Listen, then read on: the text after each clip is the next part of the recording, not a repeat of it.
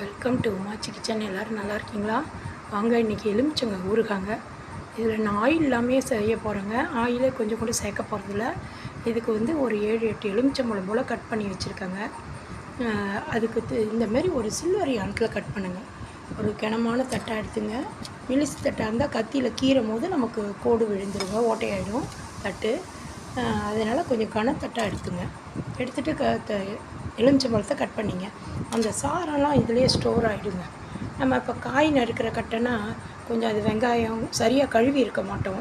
இதுமாரி எல்லாம் வடிச்சிருங்க. நான் ஒரு 1/4 டம்ளர் போல் வடித்து இதில் ஊற்றிட்டேன். இப்போ சாச்சா விதை விழுந்துடும், அதனால் இதை விட்டுட்டேன்.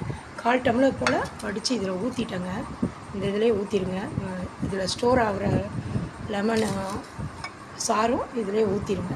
இதில் வச்சு கட் பண்ணால் இதே கட்டையில் வச்சா வழியுங்க, வழிஞ்சு தரையில் போகும். நம்ம துணி போட்டு கட்டை வச்சு கட் பண்ணணும். இதுனா துணி போட்டு இது வைங்க, ஏன்னா தரகரெல்லாம் கொஞ்சம் வெள்ளை வெள்ளையாக ஒரு மாதிரி ஆகிடும். நல்லா ஒரு துணி கீழே போட்டுட்டு அது மேலே தட்டு வச்சு கட் பண்ணிங்க. கட் பண்ணி இந்தமாரி எடுத்துங்க. ஒரு பழத்தை 8 பீஸாக போட்டிருக்கேங்க. இதுக்கு வந்து தேவையான அளவு உப்பு போட்டுக்கோங்க. இப்போ நான் வந்து ஒரு பிடிச்சபடி போடுறேங்க. ஏன்னா கொஞ்சம் உப்பு கூட இருந்தால் இது கெட்டு போகாது. நம்ம எண்ணெயும் ஊற்ற போகிறதில்ல, அதனால் நல்லா இந்த அளவு உப்பு போட்டுருங்க.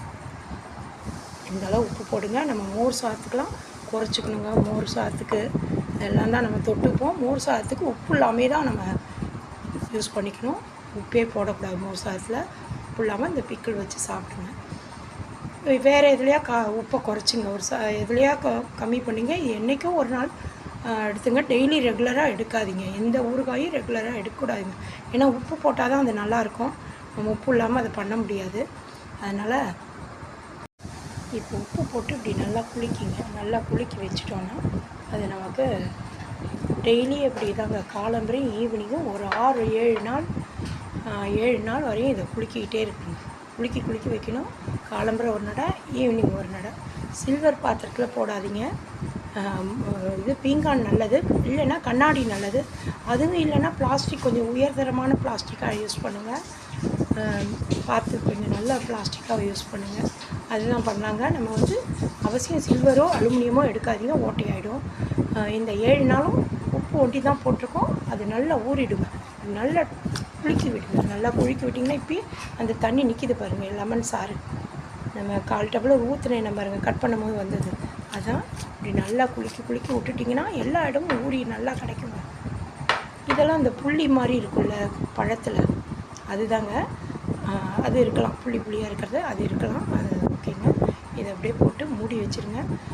நம்ம 7 நாள் கழித்து இது எப்படி இருக்குதுன்னு காமிக்கிறேங்க. அடுத்து என்ன பண்ணலான்னு காமிக்கிறேங்க. இப்போ ஊறுகாய் போட்டு 10 டேஸ் ஆயிடுச்சுங்க. 10 டேஸ் ஆயிடுச்சு. 7 டேஸ் ஊறினாலே போதும். கொஞ்சம் அதை போட முடியல 7 டேஸில், நான் 10 டேஸில் எடுத்துருக்கேங்க. நல்லா ஊறி இருக்குது. ஊறுறது பிரச்சனை இல்லைங்க. அது 20 டேஸ் கூட ஊறி இருக்கலாம், ஒன்றும் பிரச்சனை இல்லை. நல்லா சாஃப்டாக ஊறி இருக்கும். இப்போ இதெல்லாம் இழுத்துருச்சு பாருங்கள், லெமன் ஜூஸ்லாம் நல்லா இழுத்து ஒத்தாப்பில் இருக்குது. இப்போது நம்ம உப்பு ஒண்டி தான் போட்டிருக்கோம். இப்போ அதுக்கு என்ன பண்ண போகிறோன்னா, நம்ம மஞ்சத்தூள், மிளகாத்தூள், தனித்தூள் தாங்க போடணும். தனித்தூள், மிளகாத்தூள், கடுகு, கொஞ்சம் கீழே வந்து நான் பெருங்காயம் போட்டு கடுகு பொரிய விட்டு கொட்டியிருக்கேங்க. எண்ணெய் இல்லாமல் கடுகு வந்து அதை கெடாமல் பாதுகாக்குங்க. அதுக்கு தான் கடுகு. வெந்தயம் போடலாம், ஆனால் கசந்துடும். லெமன் தானே இது, அதனால் ரொம்ப கசக்கும். அதனால் நான் போடல, ஊறிடுச்சு. அதனால் தேவையில்லை. நம்ம ஃபஸ்ட்டு டேவே கடுகு இதுவும் பொரித்து போட்டிருக்கலாங்க. இப்போ 10 டேஸ்னால ஊறியிருக்கும்.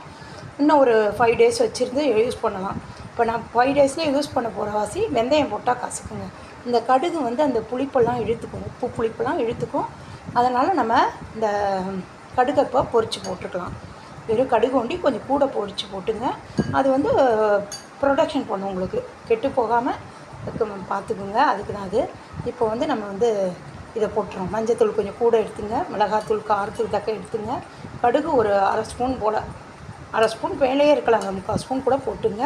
இது பாருங்க, அடியில் பெருங்காயம் கொஞ்சோண்டு போட்டு இந்த கடுகு பொரிச்சதை அதில் போட்டிருக்கேங்க. கொஞ்சம் வாசனையாக இருக்குன்னு நான் அதை போட்டிருக்கேன்.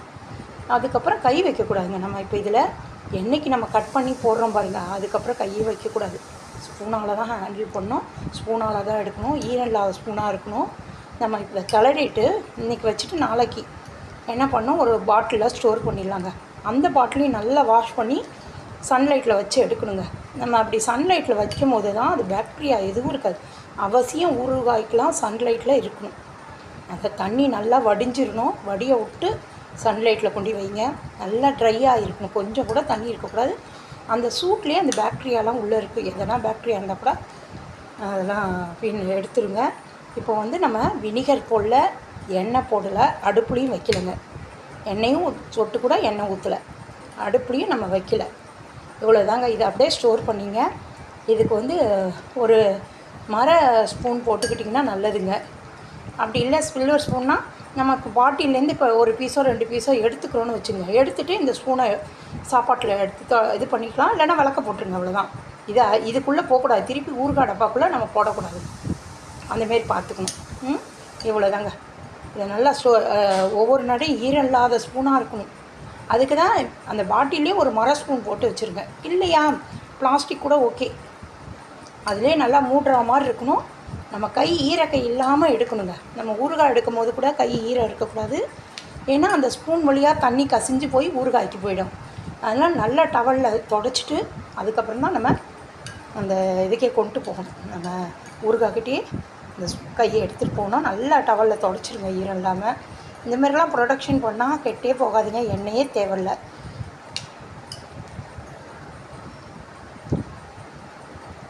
கிட்டத்தட்ட இது 3 மாதம் 6 மாதம் இருக்குங்க.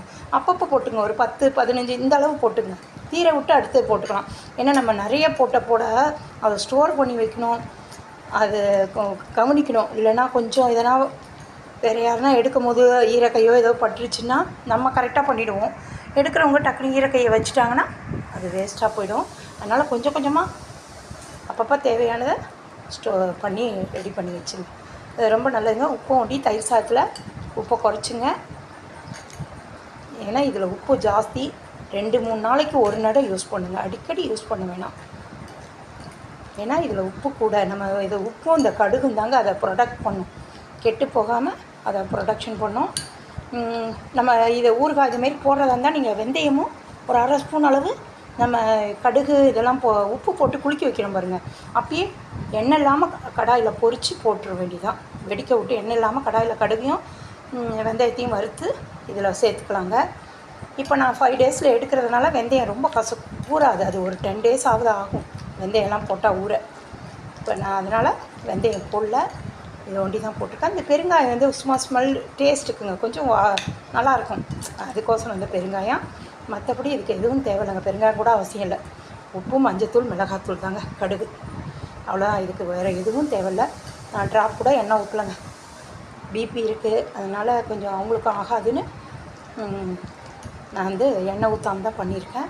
நல்லாயிருக்கும், டேஸ்ட்டு நல்லாயிருக்கும். நம்ம வெயிலில் கொஞ்சம் காய வச்சிங்கன்னா உடனே எடுத்துடலாம், ட்ரை ஆகிடும். ஏன்னா எண்ணெய் இல்லைங்களா, நம்ம தண்ணி பட்டுருச்சுன்னு ஒரு நடை காய வச்சோடனே ட்ரை ஆகிடுச்சு. அதனால் தண்ணி பட்டுதுன்னா டக்குன்னு காய வச்சு ஒரு 1/2 டே கொண்டு வெயிலில் வச்சு எடுத்துருங்க. கொஞ்சம் அந்த சன்லைட் பட்டால் போதும், இந்த ட்ரை ஈரம் வெட்டெல்லாம் ஈரப்பதம்லாம் போயிடும். நம்ம ஸ்டோர் பண்ணிக்கலாம். ரொம்ப காய வச்சிட்டிங்கன்னா ரொம்ப ட்ரை ஆகிடுச்சு ஒரு நடை இந்த ஊறுகாய். இதுமாரி பண்ணாமல் இதுமாரி பண்ணுங்கள், சூப்பராக இருக்குங்க. இன்றைக்கி இப்படியே அழுத்தி மூடி வச்சுருவோம். நாளைக்கு காலம்புற நான் சொன்ன மாதிரி கண்ணாடி பாட்டில் பெஸ்ட்டுங்க. கண்ணாடி பாட்டில் இருந்தால் எடுங்க. அப்படி இல்லைன்னா பிளாஸ்டிக் பாட்டில் நல்லா.